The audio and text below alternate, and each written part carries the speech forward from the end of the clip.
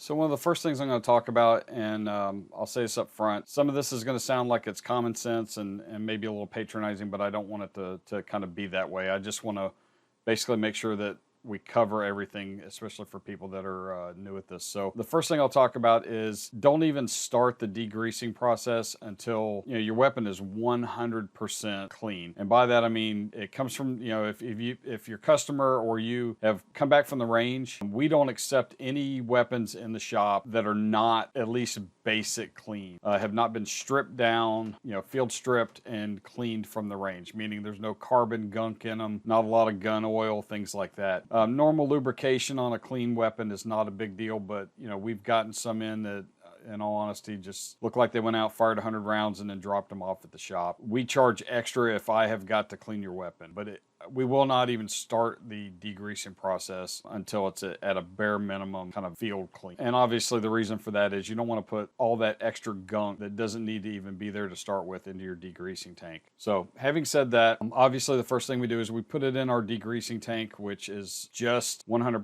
acetone. We buy it by the 5-gallon barrel from Menards, and we just use this. Our degreasing tank is the one that you can get from Cerakote. I mentioned in one of our other videos that we just built the stand out of angle iron that we bought, just bolted it all together, cut it with a grinder and bolted it all together. It works fine. Put it in there. You're going to want to let it soak minimum probably 20 to 30 minutes, for steel and aluminum. You can get away with 10 to 15 for polymers because they just really don't hold that much of the oils and things like that. You don't want to leave polymers and plastics or woods, things like that, soaking overnight. And you obviously don't want to put raw wood in there anyway. But steels and things like that, aluminum, it's not going to hurt it if you leave it in, for several hours or overnight, which we've been known to do.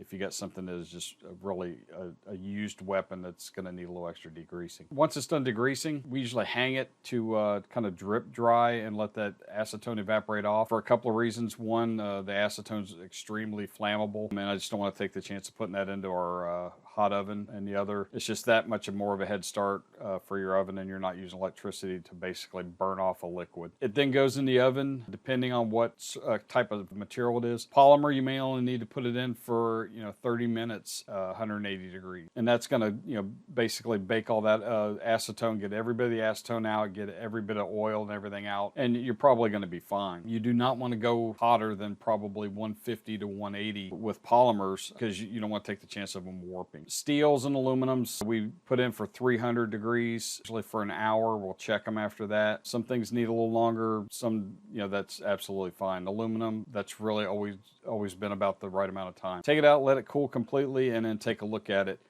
This next picture you'll see is an example of weeping. Like I mentioned earlier, we really don't get a lot of this. The acetone seems to do a really good job of getting that out, and then the oven just brings anything else to the surface. So what you're really doing is heating it up. It's opening all those pores in the metal, and that stuff is coming out of the metal. If you get that, let it cool completely, put it back in your acetone, and obviously make sure it's completely cooled so that you don't end up with a flash fire. Go through the exact process again. Now, you may have to repeat that several times to get all of that grease out of there. It's not a big deal. It happens. Don't get frustrated. Don't think it's something unusual. It just happened. A couple of things that we've done in extreme cases. Brake cleaner.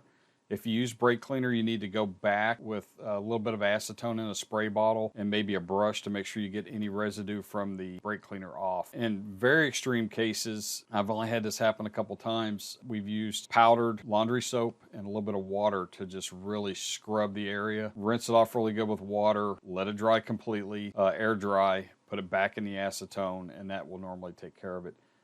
99.9% of the time, the acetone does a good enough job at 300 degrees with steel and things like that to get everything out of it. So you'll see in this last picture, this is what it looks like when it comes out. You'll still see some kind of residue marks on there. That's just where the acetone has dried, and that's just stuff on the surface. That's not a big deal. It'll go through the sandblast cabinet and it will remove every bit of that. And then it's just ready for sandblasting and coating. You should not have any issues with it after you get to that point. That pretty much wraps it all up. These are just some quick tips on weeping. I've gotten a lot of questions about what exactly is weeping and what does it look like and how do you take care of it. So we thought we'd just do a quick video on that.